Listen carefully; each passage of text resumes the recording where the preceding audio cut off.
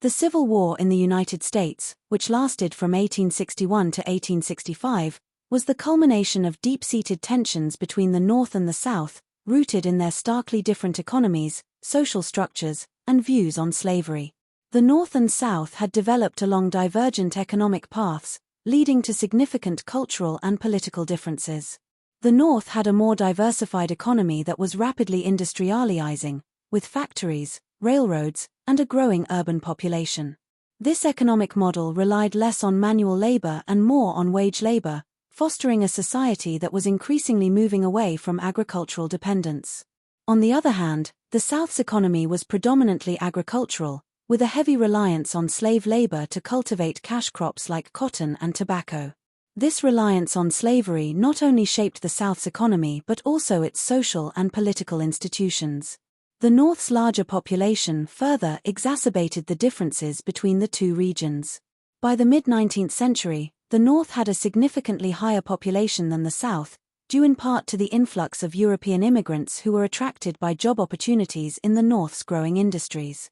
This demographic advantage gave the North greater political power in the House of Representatives, intensifying Southern fears of being outvoted on issues critical to their interests, particularly the preservation of slavery. Westward expansion, which began in earnest in the early 19th century, brought these tensions to the forefront. As new territories in the West were settled and sought admission to the Union, the question of whether they would enter as free or slave states became a contentious issue. Each new state had the potential to shift the balance of power in Congress, leading to fierce debates and increasing sectionalism. The Missouri Compromise of 1820 was an early attempt to settle these tensions. It allowed Missouri to enter the Union as a slave state and Maine as a free state, maintaining the balance between slave and free states.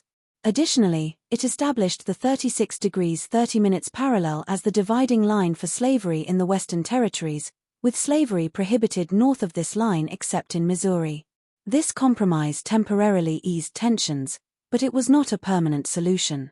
Free state abolitionists, primarily in the North, became increasingly vocal in their demand to end slavery altogether. They viewed slavery as a moral evil that contradicted the principles of freedom and equality upon which the nation was founded. Their growing influence in the North alarmed Southerners, who saw the abolitionist movement as a direct threat to their way of life and economic interests. The fragile balance established by the Missouri Compromise was shattered in 1854 with the passage of the Kansas-Nebraska Act. This act effectively nullified the Missouri Compromise by allowing settlers in the Kansas and Nebraska territories to decide for themselves whether to allow slavery, based on the principle of popular sovereignty. This led to violent conflict in Kansas, known as Bleeding Kansas, as pro-slavery and anti-slavery settlers clashed, further inflaming sectional tensions. The election of Abraham Lincoln as president in 1860 was the final trigger for secession. Lincoln, representing the newly formed Republican Party, was elected without carrying a single Southern state. His platform of containing the spread of slavery, though not initially advocating for its immediate abolition, was perceived by the South as a direct threat to the institution of slavery and, by extension, their entire economic and social system. In response, South Carolina and several other Southern states seceded from the Union, forming the Confederate States of America. The secession of the Southern states and the attack on Fort Sumter in April 1861 marked the beginning of the Civil War.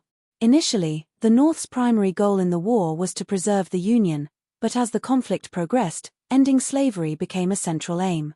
The Emancipation Proclamation, issued by Lincoln in 1863, declared all slaves in the Confederate States to be free, making the abolition of slavery an explicit war goal for the North.